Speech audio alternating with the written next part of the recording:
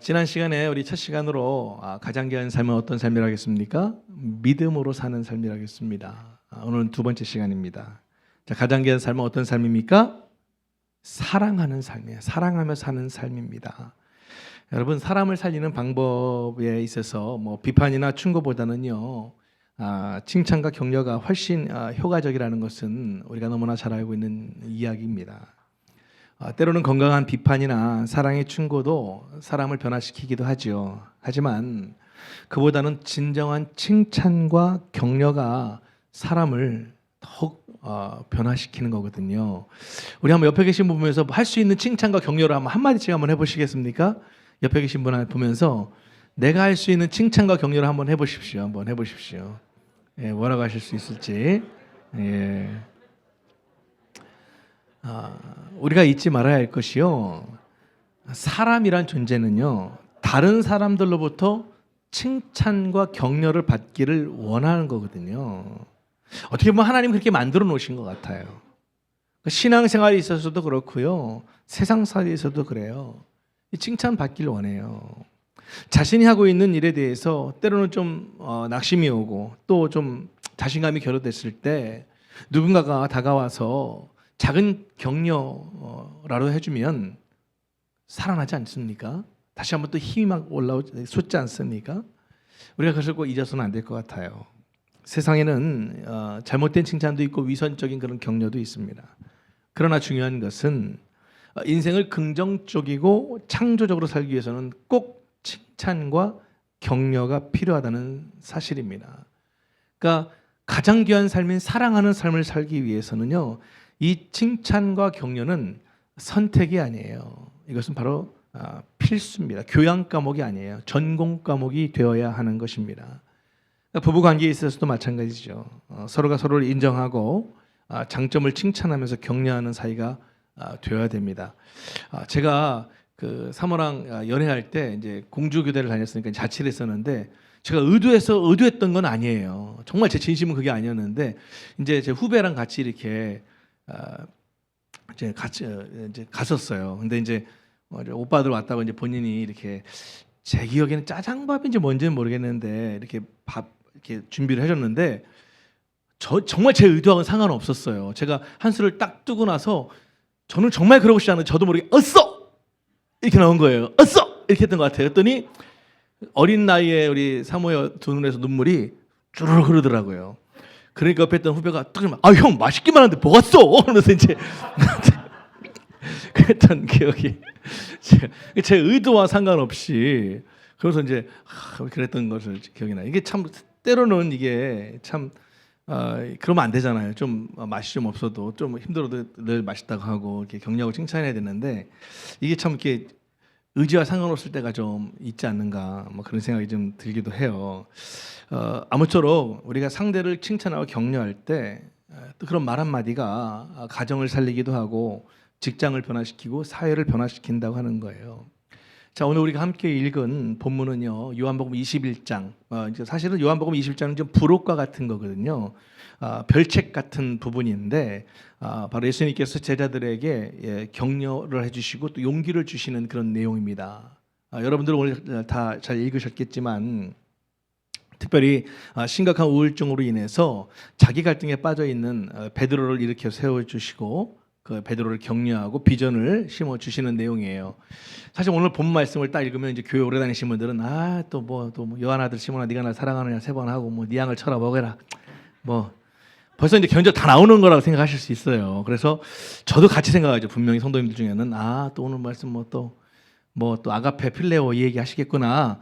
이걸 어떻게 뛰어넘어야 될까? 이걸 또 일주일 동안 제 나름대로는 이제 고민하고 준비하는 시간을 가졌습니다. 먼저 우리가 요한복음 21장 1절 말씀을 좀 봤으면 좋겠어요. 같이 한번 읽어볼까요? 같이 시작. 그 후에 예수께서 디베랴 호수에서 또 제자들에게 자기를 나타내셨으니 나타내신 일은 이러하니라 라는 말씀을 하고 있습니다. 자, 예수님이 제자들에게 나타난 곳이 지금 어디라고 얘기하고 있습니까? 디베랴 호수입니다. 여러분, 우리가 하나 공식적으로 좀 팁을 드리면, 부활하신 예수님께서 공식적으로 제자들에게 몇 번 나타나셨을까요? 되게 지식이 좋고 우리 박식하셔 우리 성도님들은 몇 번? 예, 3번 나타나셨어요 공식적으로. 첫 번째는요, 여러분 잘 아시다시피 엠마오로 향하던 두 제자에게 나타나셨어요. 그리고 두 번째는 한 집에 숨어 있던 제자들에게 나타나셔서 평안을 선언하셨었죠. 그리고 마지막으로 나타나신 현장이 바로 오늘 이 디베랴 바닷가입니다. 그러니까 제자들이 생활을 하던 바로 그 옛 삶의 현장에 주님이 나타나신 것입니다. 베드로는 깊은 자기 자신에 대한 실망과 좌절 때문에 아시다시피 예수님을 3번이나 부인한 이후에 모든 게 무너지는 그런 정말 경험을 하게 되죠. 사람이 살다 보면 그런 순간들이 있는 것 같아요. 한꺼번에 모든 것이 무너지는 그런 경험. 여러분들 해보시지 않았습니까? 참 쉽지 않죠. 이게 잠도 잘 안 오고 참 먹어지지도 않고 숨도 잘 안 쉬어지고 그냥 모든 게 다 끝난 것 같고 세상에 있는 모든 저주가 다 나한테만 오는 것 같고 내가 원치 않지만 그런 삶의 순간들은 우리에게 다가올 때가 있습니다. 베드로도 마찬가지였죠. 그런 정말 죽지 못해 사는 그런 베드로의 삶에 어쨌든 먹고 살아야 되니까 다시 옛 삶의 현장으로 돌아간 것입니다. 그리고 주님 만나기 전에 하던 그 생업을 위해서 다시 그물을 다시 들고 동료들과 함께 지금 디베랴 바닷가에서 이제 고기를 열심히 잡습니다. 밤새도록 고기를 잡아요. 수십 년을 일했던 사람이기 때문에 그 지형, 바다, 물길 뭐 이런 거 다 너무 전문가입니다. 근데 이게 웬일이에요? 아시다시피 밤새도록 고기를 잡았지만 한 마리도 잡지 못했습니다. 여러분 오늘 이 시간 먼저 우리가 여러분 스스로가 그 현장에 들어가서 베드로 입장에서 한번 여러분들이 한번 생각해 보십시오. 그러니까 베드로 입장과 여러분들의 입장을 한번 대입시켜서 한번 생각해 보세요. 밤이 맞도록 그물질했어요. 수십 년 전문가입니다. 한 번도 한 마리도 물고기를 못 잡은 적은 없었어요. 그런데 밤새도록 텅 빈 그물을 들고 새벽을 맞이하는 그 심정이 어떨까요? 얼마나 좌절이겠어요. 그렇지 않아도 지금 살기가 하루하루 쉽지 않은데 먹어지지도 않고 잠도 안 오고 너무 답답하고요. 소위 말해서 죽고 싶은 심정인데 죽을 수는 없으니까 그냥 어떻게든 그냥 겨우겨우 살고 있는데 그럼에도 또 그것도 안 되니 고기 한 마리가 안 잡히니 얼마나 힘들겠어요. 그때 주님께서 이제 그 바닷가에 찾아오신 것입니다. 그리고 배 오른편에 그물을 던져봐라. 그 그물을 딱 던졌더니 몇 마리가 잡혔어요? 예, 여기서 200 나오면 안 됩니다. 이렇게 봤구나. 예, 153마리가 잡혔지 않습니까? 너무 많이 잡혀가지고 옆에 있는 친구들도 오라고 해서 같이 이제 그 배 가득 실은 고기를 가지고 이제 육지로 이제 올라왔습니다. 근데 이게 웬일이에요? 조반이 준비되어 있다고 했잖아요. 근데 그 조반은 뭐예요? 생선과 떡이었습니다. 그런데 그 조반인 떡과 생선이 어디 위에 구워지고 있었는가? 오늘 21장 9절에 이렇게 얘기합니다. 육지에 올라와 보니 뭐가 있다고요? 숯불이 있는데 그 위에 생선이 놓였고 떡도 있더라. 여러분들은 지금 이 말씀을 딱 읽을 때 이야 진짜 맛있겠다. 생선과 떡을 숯불에 구워봐. 얼마나 맛있겠어요. 그 숯불이에요. 자, 아직 동이 트기도 전이잖아요. 새벽인데 얼마나 밤새도록 고기 한 마리 못 잡은 상태에서 막 지쳤다가 갑자기 주님 말씀하셔서 막 150마리 잔뜩 잡고 딱 올라와서 이제 온기를 느끼는 숯불이에요. 다른 제자들은 모르겠고 다른 사람 모르겠지만 딱 그 숯불을 볼 때 여러분이 베드로라면 어떤 기억이 나시겠습니까? 이야 저거 맛있겠다. 숯불에 구운 고기다, 떡이다, 기가 막히겠다. 이런 생각이 들겠습니까? 아니면 딴 생각이 들까요? 베드로에게 숯불은 어떤 기억일까요? 잘 아시다시피 가야바의 불법 재판이 이루어지는 그 이른 새벽에 베드로는 끝까지 주님의 결과가 어떻게 되나 보기 위해서 쫓아와서 사람들이 펴놓은 무엇에 몸을 쬐고 있었어요? 숯불이었습니다. 가야바의 불법 재판 자리에 피어오르던 그 이글거리던 숯불, 그 숯불이 오늘 디베랴 바닷가에 다시 재현이 되고 있는 거예요. 자, 그러고 보면 주님 참 집요하시지 않습니까? 네? 여러분 주님은 그냥 없던 걸로 하자. 야 그래 내가 왔으면 살아났으면 됐지 뭐 다 그냥. 여러분 오해하지 마십시오. 절대 이런 용서나 이런 회복 없는 겁니다. 주님은 항상 네가 어디서부터 잘못됐는지 아느냐? 그리고 그것을 반드시 확인시키십니다. 그래서 우리가 어떤 절망의 순간, 어려운 순간에 저도 그런 경험을 한번 해봤어요. 정말 교회에서 이렇게 겨울에 작정 기도를 하려고 했던 건 아니지만 기도하는 가운데 정말 생각지도 못했던 어렸을 때부터 있는 모든 죄악들을 다 떠올리시는데 야, 어떻게 할 줄을 모르겠더라고요. 그래서 제가 이 말의 의미를 알겠는 거예요. 주님의 은혜의 시작, 회복의 시작은 바로 회개입니다. 오늘 여러분들이 정말 말씀 가운데 다시 여러분들에게 회개의 삶이 시작되기 바랍니다. 그게 은혜의 시작인 것이거든요. 주님은 그렇게 반드시 확인시키십니다. 그런 확인이 없이는 진정한 회복, 진정한 용서 결코 우리 삶 가운데 일어날 수가 없는 것입니다. 여러분 잊지 마세요. 결코 베드로를 골탕 먹이기 위해서 너 이놈아 네가 그 숯불 보면 너는 맛있는 거 생각하면 안 돼. 너는 나를 배신했던 그걸 생각해야 돼. 그 의미가 아닌 것입니다. 모르긴 해도 그 숯불을 볼 때 다른 사람들은 막 야 맛있겠다 생각할지 몰라도 베드로 속에 파노라처럼 지나가는 사건들이 일들이 있지 않겠습니까? 먼저 한번 찾아볼까요? 마태복음 16장 22절입니다. 베드로가 예수를 붙들고 항변하여 이르되 뭐라고요? 주여 그리 마옵소서 이 일이 결코 죽게 미치지 아니하리다. 자, 예수님이 십자가에 못 박히신 후 3일 만에 부활하실 것이라고 말씀을 하신 것인데 지금 베드로는 무슨 얘기예요? 예수님 붙들고 하는 얘기가 주여 절대로 안 됩니다. 그런 일 죽게 절대로 일어날 수 없습니다. 라고 호언장담하는 거예요. 여러분 말 함부로 하면 안 되잖아요. 당시 베드로는 뭐예요? 이게 쉽게 흥분하니까 열정이 넘치니까 그래서 뭐 예수님이 하신 말씀과 같이 그런 일 절대 일어날 수 없다라고 아주 큰 소리를 쳤던 이렇게 미스테이크했던 일이 있잖아요. 또 하나 파노라 사건이 또 지나가네요. 마태복음 26장 33절이에요. 베드로가 대답하여 이르되 뭐라고요? 모두 주를 버릴지라도 나는 결코 버리지 않겠나이다. 이렇게 대답하는 거죠. 마치 우리가 새해가 되면 올해는 내가 결코 무슨 일이 있어도 성경을 일독하겠습니다. 절대 주일 예배를 빠지지 않겠습니다. 11조를 떼먹지 않겠습니다. 이러면서 막 결단을 새해 때면 다 하지 않는가요? 근데 이제 하다 보면 또 이제 이게 쉽지 않아질 때가 많잖아요. 베드로는 지금 나는 결코 버리지 않겠다라고 호언장담하는 거예요. 우리는 주위에서 큰 소리 치는 사람을 보면 이 불안감을 갖게 되잖아요. 이 사실이에요. 하지만 그 사람은 확실히 배신하지 않겠다는 그런 좀 신념을 갖고 자신 있게 말하는 거예요. 근데 여러분 성경이 뭐라고 말하고 있어요? 마음은 어리로되 뭐가 약하다고요? 육신이 약한 거거든요. 자신은 약속하고 결단을 보이지만 실제로 그대로 살려고 하면 잘 안 되잖아요. 베드로가 바로 그런 사람이었잖아요. 베드로만 그런가요? 우리는 어떤가요? 베드로는 평소 예수님께 잘하려고 하면 할수록 이상하게 자꾸만 인간적인 말을 하게 되고 실수를 하잖아요. 그러니 본인은 얼마나 힘들고 괴로웠겠습니까? 자신이 말한 대로 상황이 전개되지 않는 거예요. 내가 계획했던 대로 삶이 사라지지 않는 거예요. 우리 중에 신앙생활 잘못하고 싶은 사람이 어디 있겠어요? 부부지간에 정말 막 끈적끈적하게 막 그렇게 사랑하고 싶지 않은 부부 사이가 어디 있겠어요? 다 그렇게 살고 싶죠. 어느 부모가 자식이 잘 되길 바라고 더 사랑하고 품어주고 싶지 막 이렇게 방치하고 싶은 부모가 어디 있겠습니까?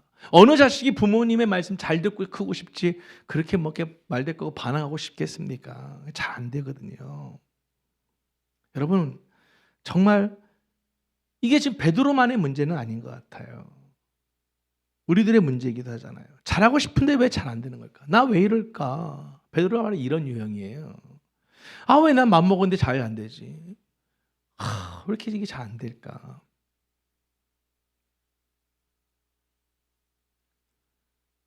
베드로와 같이 우리도 살면서 자기감에 빠지는 거예요. 자꾸만 절망하고 우울감이 자꾸만 또 올라오는 것이죠. 아무튼 베드로의 얼굴은 웃음 대신에 근심이 가득했을 것이고요. 생기 대신에 무기력증에 빠져 있을 것입니다. 그런 상황에서 지금 예수님과 함께 빵과 생선을 주반으로 먹여보세요. 다른 친구들은 동료들은 그게 너무 맛있을지 몰라도 베드로의 입맛에는 그게 맛있겠습니까? 이게 돌 씹는 기분일 수도 있고 눈치 보이고 이게 참. 근데 그때예요. 여러분의 지금 상황이 그런 상황입니까? 혹시 이 베드로와 같은 상황일 수 있잖아요. 지금 살다 보니까. 근데 그럴 때 지금 2023년 이 새해 초반에 오늘 주님이 이 예배를 통해서 여러분들에게 말씀하시는 거예요. 똑같이 베드로한테만 말하는 게 아니라 오늘 예수님 뭐라고 말씀하셨어요? 뭐라고 묻습니까? 요한 아들 시몬아 이렇게 부르시는 거예요. 베드로라고 부르지 않았다는 걸 기억하셔야 돼요. 왜 주님께서 여러분 베드로라는 호칭을 사용하지 않고 시몬이라고 불렀을까요? 그러니까 시몬이라는 이름은 사람들한테 일반적인 알려져 있는 이름이에요. 일반 사람들이 부르는 호칭이에요. 어이 시몬 이렇게 불렀으니까 통상적으로 알려진 이름이에요. 왜 베드로라고 부르지 않으셨을까? 저는 주님께서 정말 깊이 배려하셨다라고 생각이 돼요. 여러분 베드로 입장에서 베드로라는 이름 자체가 얼마나 부끄러웠을까요? 무슨 뜻이에요? 베드로가? 반석이잖아요. 반석이잖아요. 베드로 입장에서 야 베드로야 그러면 이 마음이 어떻겠어요? 아유 제가 무슨 반석입니까? 내가 그런 인간입니까? 아유 제가 주님 앞에서 몇 번이나 장담하고도 못 지켰는데 다른 사람은 몰라 나 주님 끝까지 나는 뭐 따르겠다고 했던 사람인데 이런 이름이 의미가 베드로예요. 죽는 자리까지도 따라가겠다고 호언장담했는데 그런 말들을 지키지 못했으니까 얼마나 죄책감에 시달리겠어요. 그런 마음에 갈등이 있는 베드로에게 주님이 지금 오늘 요한복음 21장 15절에 이렇게 물으시는 거예요. 같이 한번 읽어볼까요? 시작. 요한의 아들 시몬아 네가 나를 사랑하느냐라고 물어요. 요한 아들 시몬아 네가 나를 사랑하느냐. 예수님이 지금 네가 이 사람들보다 나를 더 사랑하니? 라고 물어봐 주시는 거예요. 그 말의 의미를 베드로가 아는 거예요. 그래서 지금 베드로가 그 말에 숨이 튀는 거예요. 다시 살아나기 시작하는 거예요. 할렐루야. 오늘 이 시간 여러분들에게 묻는 거예요. 사랑하는 아들아, 사랑하는 딸아, 네가 날 사랑하니? 지금 여러분들이 2022년에 어떻게 살아왔던, 지금 어떤 문제와 어떤 고민과 어떤 괴로움과 뭐가 있던 상관없이 오늘 주님이 여러분들에게 이 시간 묻는 것은 딱 하나예요. 야, 네가 날 사랑하니? 이 말의 의미가 무엇이겠냐는 거예요. 다른 게 아니에요. 너 지금 괜찮니? 그래, 그때 너의 마음이 안 그랬을 거야. 너는 실수했지만 나는 여전히 네가 나를 사랑하고 있다는 거 내가 알아. 이런 말의 의미예요. 네가 날 사랑하니? 알고 있는 거예요. 여러분 잊지 마십시오. 좋은 말 한마디가 사람을 일으켜 세우는 거예요. 따뜻한 말 한마디가 가장 귀한 삶인 바로 사랑하는 삶이에요. 참 쉽지 않지만 우리는 포기해서는 안 돼요. 노력해야 될 줄 믿습니다. 할렐루야. 우리 여기에 관련된 찬양, 여러분 이 찬양 혹시 기억들 하십니까? 갑자기 제가 좀 하려고 하는데요. 이 찬양 한번 제가 한번 해볼게요. 갈릴리 호숫가에서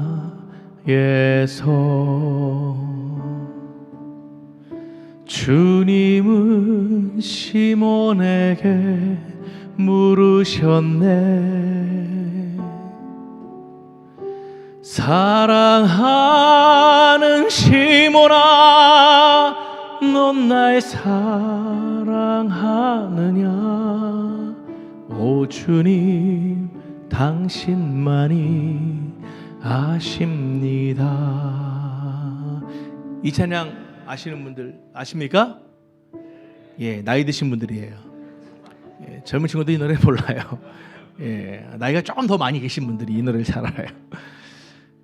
참 여러분들이 한번 대답해 보시겠습니까?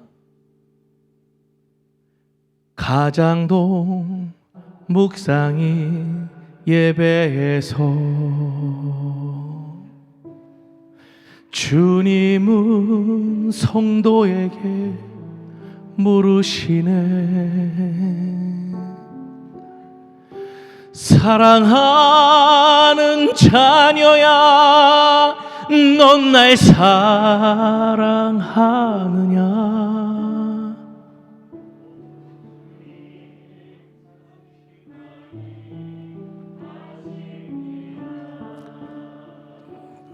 내 삶이 부끄러워서 너무 힘들어서 차마 그렇게 용기 내서 말을 못할 것 같더라도 한번 용기 내서 해보시겠습니까? 한 번 더. 가장도 묵상인 교회 예배에서 주님은 성도들에게 물으셨네. 사랑하는 자녀야, 넌 날 사랑하느냐.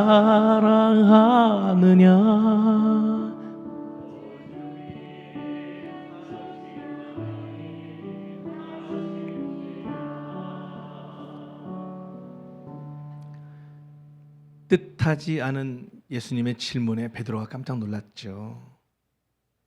예수님께 야단 맞을 줄 알았는데, 잘못을 지적당할 줄 알았는데 전혀 그런 말씀은 하지 않으시는 거예요. 네가 이 사람들보다 나를 더 사랑하느냐 물어보시는 거예요. 내가 이런저런 이유로 말씀도 게을리하고 기도 생활도 잘 못하고 예배 생활도 잘 못하고 헌금 생활도 잘 못하고 그냥 다른 특별한 일 없을 때 TV 켜서 온라인 예배 드리고 그냥 교회 와서 앉았다 가고, 내가 그랬다 할지라도 너는 어떻게 그럴 수 있냐 라고 주님께서 질책하시는 게 아니라 주님이 하신 말씀은 이건 거예요. 네가 이 사람들보다 나를 더 사랑하니? 오늘 여러분들의 그 고백이 여러분들의 회복의 또 시작점이 될 줄 믿습니다. 그때 베드로가 그 주님의 말씀에 이렇게 얘기합니다. 17절에 보니까 세 번째 이르시되 요한의 아들 시몬아 네가 나를 사랑하느냐 하시니, 주께서 세 번째 네가 나를 사랑하느냐 하심으로 베드로가 근심하여 이르되 주님 모든 것을 아시오매 내가 주님을 사랑하는 줄 주님께서 아시나이다. 예수께서 이르시되 내 양을 먹여라. 주여 주께서는 모든 것을 아십니다. 제가 주를 사랑하는 것을 주께서 아십니다. 이렇게 지금 베드로가 대답해요. 여기서 우리는 지금 변화된 베드로의 모습을 발견할 수 있어야 합니다.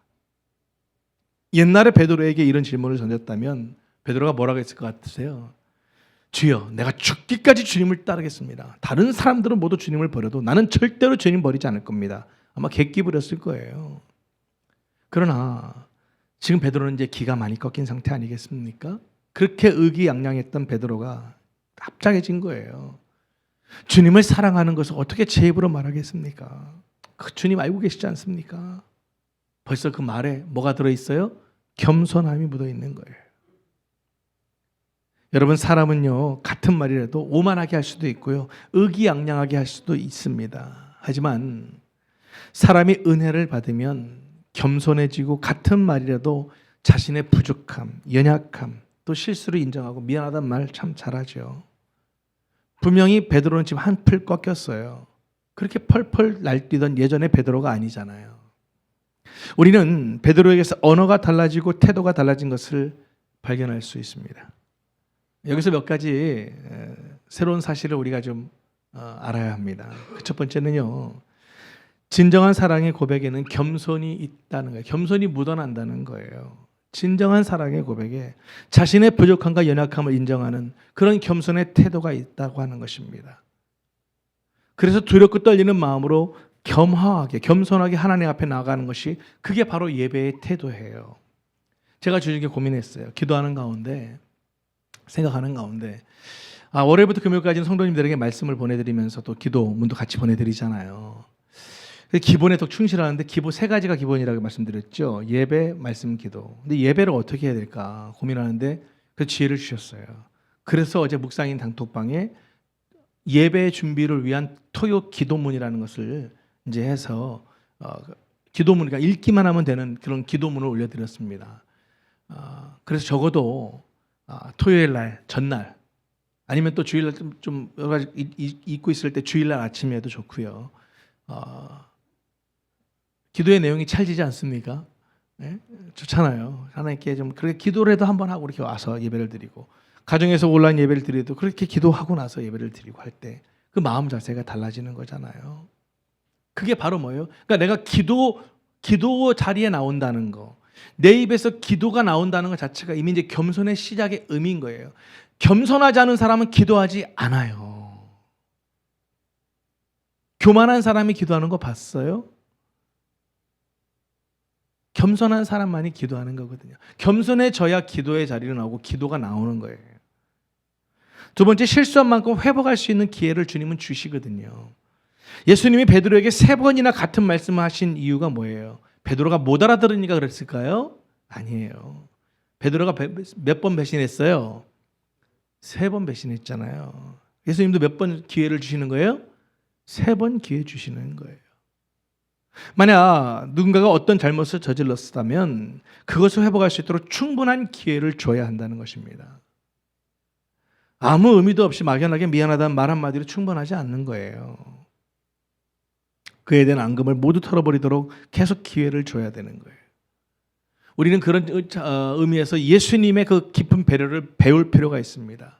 우울증 걸렸던 사람, 자신감을 잃은 사람, 본인에게 스스로 실망한 사람에게 주님께서는 늘 용기를 주시고 회복을 시켜주셨거든요. 진정한 사랑의 겸손의 고백이 있고 진정한 회복에 충분한 기회가 있으면서 진정한 사명에 대한 위임이 있는 것입니다. 오늘 주님께서는 베드로에게 그래, 네 그렇게 잘난 체하더니 네 능력이 얼마나 되는데, 네가 얼마나 완벽하는데 이렇게 묻지 않으셨잖아요. 내가 너 그럴 줄 알았어. 너 이렇게 크게 대박 한번 칠 줄 알았어. 이러지 않으셨잖아요. 난 네가 배신할 줄 당연히 알고 있었어. 그래서 나는 상처 안 받아. 이러면서 주님 말씀하신 거 아니잖아요. 책망하시지 않았잖아요. 오직 한 가지 물으셨어요. 네가 날 사랑하니? 여러분들 마음속으로도 좋고 조그맣게도 한번 좋습니다. 한번 대답해 보십시오. 야, 네가 좀 그렇게 실수하고 또 죄짓고 또 게으르게 살고 대충 신앙생활 하려고 하고 너 그렇게 산다고 하지만 난 그게 묻는 게 아니야. 네가 날 사랑하니? 오늘 주님 그렇게 물으신다는 겁니다. 그리고 그 예수님께서 베드로에게 이제 3번이나 비전을 주시잖아요. 내 양을 먹여라, 내 양을 쳐라, 내 양을 먹여라. 여러분 이게 무슨 말입니까? 우리에게 하시는 말씀이에요. 내 어린 양을 네가 먹여야 된다는 거예요. 내 어린 양을 네가 쳐야 된다는 거예요. 때리라는 게 아니잖아요. 돌봐야 된다는 거예요. 내 양을 또 먹여야 된다는 거예요. 여러분 세상에는 하나님의 어린 양들이 너무 많아요. 병들어 죽어가는 사람들, 가난한 사람들, 인권을 무시당한 사람들, 연약한 층에 있는 사람들, 약자들 너무 많아요. 짐승처럼 대우받고 사는 사람들 너무 많아요. 예수님은 우리에게 그런 사람들을 돌보고 사랑하라고 하는 것을 비전을 주신 거예요. 가장 귀한 삶은 바로 이렇게 말 한마디라도 칭찬 격려로 사랑을 나타내는 그런 삶을 살아가는 것입니다. 2023년 주님께서 원하시는 가장 귀한 삶, 바로 사랑하는 삶인 줄 믿으시기 바랍니다. 내게 주시는 명령이신 것입니다. 우리 모두가 2023년 정말 이 사랑하는 삶에 올인하실 수 있기를 주님의 이름으로 축복합니다. 할렐루야. 한 가지만 더 살펴보고 말씀을 정리할까 합니다. 여러분 사랑이라는 뜻이 헬라어로 뭐라고 하죠? 우리가 많이 쓰는 말이잖아요. 뭐예요? 예, 아가페는 우리가 너무 잘 알고 있어요. 완벽한 사랑이라는 거잖아요. 퍼펙트하다는 거잖아요. 근데 여러분 사랑하다라는 동사의 헬라어는 아십니까? 우리가 이걸 잘 모르는 것 같아요. 아가파오. 예, 오늘 이동규 선생님 마치셨으니까 예. 두 공기 드시기 바랍니다. 밥 두 그릇 드시기 바랍니다. 서비스 커피 한 잔 더 제 방에 오시면 제 개인이 먹는 커피를 드리도록 하겠습니다. 네, 아가파오. 예, 아가파오. 자, 우리가 왠지 아가페 하면 범접하기 어렵다. 나는 완벽하게 주님 사랑할 수 어려운데라고 생각할 수 있어요. 근데 아가파오는 그렇지 않아요. 동사 사랑하다. 첫 번째 아가파오의 뜻이 뭐냐면 기뻐하다라는 뜻이 있어요. 기뻐하다. 사랑은 뭐 하는 거예요? 기뻐하는 거예요. 그래서 우리가 주 일주일에 한 번 예배 때 만나도 기쁜 거예요. 왜? 사랑하는 사람이니까. 언제 어디서나 누군가를 생각하기만 해도 그냥 기쁘다. 그 이유는 다른 거 아니에요. 사랑하니까 기쁜 거예요. 사랑은 기뻐하는 것이기 때문에 또한 언제든지 새롭게 시작할 수 있는 거예요. 부부가 어떤 일을 심하게 다퉜다고 한번 생각해 봅시다. 그러나 사랑은 뭐예요? 기뻐하는 거니까 부부싸움 후유증이 얼마 가지 않아요. 부부는 다시 기쁜 마음으로 돌아가서 언제 싸웠냐는 듯이 새롭게 시작할 수 있잖아요. 그게 바로 사랑의 의미, 동사의 아가파의 의미인 거예요. 만약에 사랑이 기뻐하는 것임을 모르고 그냥 그런 정말 부부라면 한 번 딱 다투는 것으로 끝날 수가 있는 거예요. 그러기에 우리가 2023년 가장 귀한 삶은 사랑하는 삶인데, 사랑하는 삶을 구체적으로 어떻게 적용할 수 있을까? 어떻게 하는 거예요? 기뻐하는 거예요. 주님, 오늘도 내가 겪어보지만 생활 주시니 너무 감사합니다. 기쁜 거예요. 오늘도 나에게 어떤 일들이 일어날까? 내가 말씀을 순종할 때 주님은 어떤 은혜들을 내게 경험하게 하실까? 기뻐하는 거예요. 아가파오의 이 뜻이 또 있더라고요. 두 번째는 어떤 뜻이냐면 잘 되길 바라는 거예요. 적어도 우리가 이거 할 수 있잖아요. 남이 잘 되길 바라는 거예요. 잘못되길 바라는 건 사랑이 아닌 거예요. 부모 입장에서 대학 입시를 앞둔 자녀를 위해서 새벽부터 교회 나가서 기도하는 것은 왜 그렇습니까? 사랑하는 자식이 잘 되기 때문에 잘 되라고 새벽부터 나가서 기도하는 거예요. 그러나 옆집 자식이 삼수한다고 해서 그 자식을 위해서 새벽에 나가서 기도하지는 않잖아요. 내 자식만큼 사랑하지 않기 때문에 그런 거예요. 사랑하면 잘 되기를 바라는 것이 뭐예요? 인지상정인 것이잖아요. 그래서 사랑은 진심으로 잘 되길 바라는 거예요. 할렐루야. 이건 우리가 조금만 마음먹고 기도하다 보면 할 수 있는 일이잖아요. 어머, 잘 됐다. 잘 됐다. 오태화 전사님네, 어머, 잘 됐다. 잘 됐다. 제가 태명을 져줬어요. 진수성찬. 그랬더니 식객이네요 그러더라고요. 예. 제가 정해준 태명이에요. 진수성찬. 예. 지금도 사모님이 벌써 이제 입덧이 심하시다고 하는데, 우리 영상 예배 드릴 텐데 우리 진수성찬이도 예. 너무 잘 됐잖아요. 잘 된 거잖아요. 여러분, 팩트를 가지고 소문을 내십시오. 아기가 잘 안 가졌던 가정들이 저희 교회에서는 참 하나님 은혜를 많이 경험하잖아요. 왜 이런 걸 나만 알고 있어? 하고 널리 전파하세요. 병원 가서 안 되는 거. 저희는 여러 연산들이 있잖아요. 우리 10년산, 8년산, 7년산 이게 쭉 있잖아요. 3년산 이런 거 있잖아요. 전혀 불가능하다. 무슨 불가능이 있어. 그래서 혹시 그런 사람들 오면 그냥 이현희산 붙여주면 돼요. 그냥 해결되는 거예요. 한참 선배님도 계시잖아요. 우리 영수 주장님 계시고. 그냥 되는 거예요. 여러분, 이런 것들을 우리 얼마나 감사한 일이에요. 그리고 또 잊지 마세요. 이건 우리가 잘 되길 바라는 마음으로 기도하는 건 가능하니까. 또 사랑은 진심으로 잘 되길 바라기 때문에 언제나 기적을 낳는다는 것을 기억해야 돼요. 진심으로 잘 되기를 바라는 마음은 사람을 계속 그냥 그렇게 대하다 보면 어떻게 돼요? 상대방이 그 마음이 전달이 되잖아요. 마음과 마음이 교류가 되니까 어떻게 돼요? 예상치 못했던 결과를 초래할 수 있게 되는 거예요. 여러분, 헬렌 켈러라는 사람 알아요, 몰라요? 우리는 하도 동화책을 통해서 책을 통해 잘 알고 있잖아요. 헬렌 켈러. 보지도 못하고 듣지도 못하고 말하지도 못해요. 겉모습만 사람이지 실제로는 짐승과 다를 바 없는 그런 사람이에요. 그런 헬렌 켈러를 위대하게 만든 사람이 누구였습니까?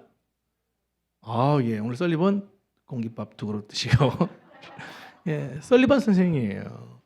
이 설리번은 헬렌 켈러에게 인식 능력과 표현 능력을 길러주기 시작했어요. 헬렌 켈러가 보지 못하기 때문에 뭐든 간에 손으로 만져서 느끼게 하고 그것이 뭔지를 설명해 주는 거예요. 예를 들자면 돌멩이를 가져다가 딱 만지게 하면 딱딱하잖아요. 그 감각을 느끼게 하는 거예요. 그리고 돌이라고 일러주는 방식이에요. 손으로 만질 수 있는 건 그래도 인식시키기가 쉬웠어요. 그런데 정말 어려운 건 추상적인 단어예요. 도대체 사랑을 어떻게 인식시킬 수 있을까? 근데 어느 날 뜻밖에도 헬렌 켈러가 사랑이 뭔지 알겠다라고 얘기하는 거죠. 표현하는 거예요. 그 설리번이 헬렌 켈러를 처음 만나던 날, 이 설리번은 헬렌 켈러를 꼭 안아줬다는 거예요. 헬렌 켈러는 설리번의 그 행동을 사랑으로 인식하고 있다는 거예요. 이게 사랑이구나라고 인식을 했다는 거예요. 왜냐?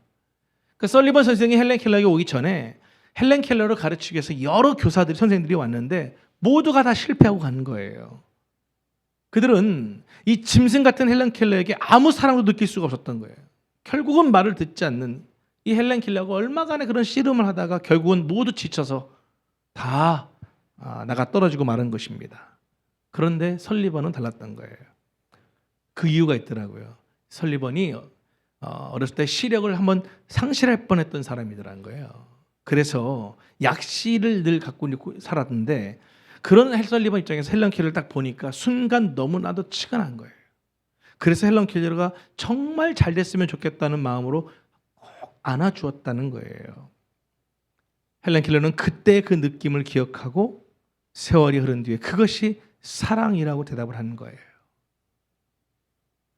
여러분 이렇게 한번 안아주는 게, 한번 손잡아주는 게 얼마나 사람을 살리는 일인지 모르는 거예요.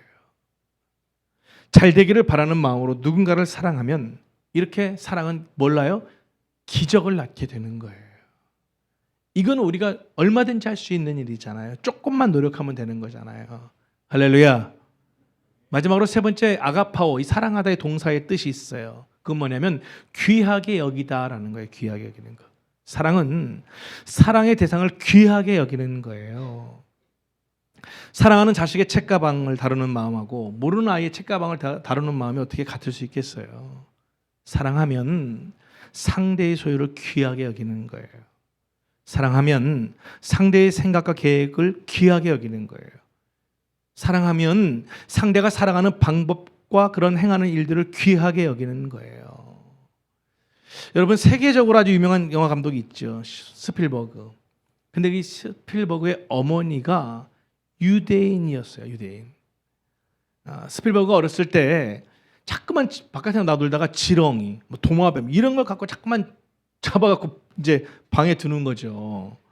다른 어머니 같으면 어떻게 하겠어요? 이놈의 새끼야, 뭐 이런 거 갖고 왔어 하면서 막 혼내고 막 그럴 거 아니겠어요? 근데 스필버그 어머니는 그렇게 안 했다는 거예요. 아들의 그 특성을 귀하게 여긴 거예요. 지렁이를 잡아오던 도마뱀을 가져오던 그냥 병에다 또 넣어서 잘 보관을 해줬다는 거예요. 그래서 스필버그 영화를 보면 지렁이, 도마뱀 이런 건 말할 것도 없고 상상치도 못했던 것들이 등장한다는 것이죠.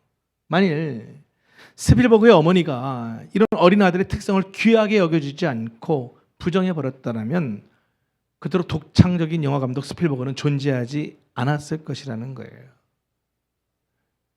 이건 우리가 할 수 있잖아요. 귀하게 여겨주는 거. 그리고 사랑하면 상대가 자신과 다르다는 사실을 또한 귀하게 여긴다는 거예요. 무슨 얘기입니까? 사랑하면 네가 틀렸다라고 말하지 않는 것이죠. 틀렸다는 건 뭐예요? 옳지 않다는 거니까요. 사랑은 서로 다름을 인정하고 존중하는 것이라는 것이죠.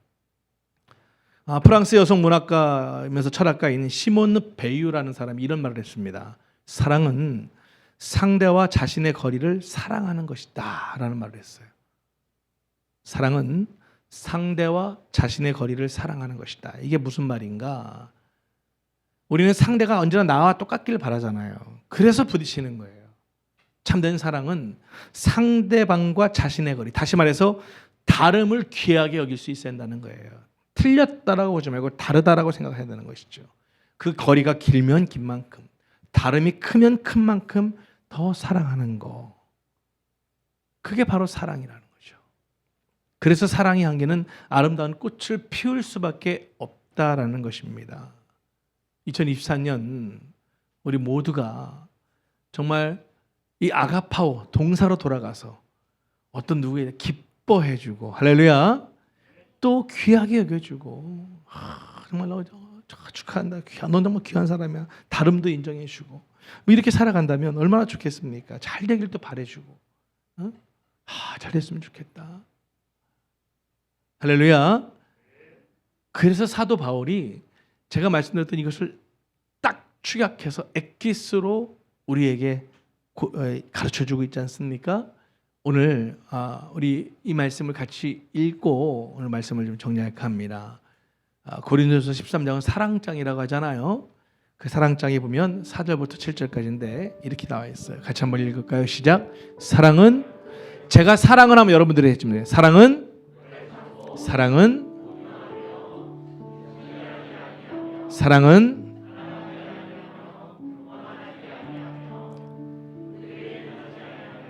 자기의 유익을 구하지 아니하며 성내지 아니하며 악한 것을 생각하지 아니하며 불의를 기뻐하지 아니하며 진리와 함께 기뻐하고 모든 것을 참으며 모든 것을 믿으며 모든 것을 바라며 모든 것을 견디니라. 거두절미할게요. 사랑은 오래 참고로 시작해서 견디는 거예요. 2024년 오래 참음으로 견디면 바로 주님이 가장 귀한 삶을 네가 살고 있어서 고맙다. 그 주님은 고맙다로 끝나지 않아요. 우리에게 맛있는 떡과 생선을 숯불에 거서 먹여주실 줄 믿습니다. 정말 부끄러워 치욕졌던 숯불이 이제 내 삶에 영양분이 되는 숯불로 주님께서 분명히 바꿔주실 줄 믿습니다. 오늘 다시 한번 우리 이 찬양 고백하면서 마치도록 하겠습니다.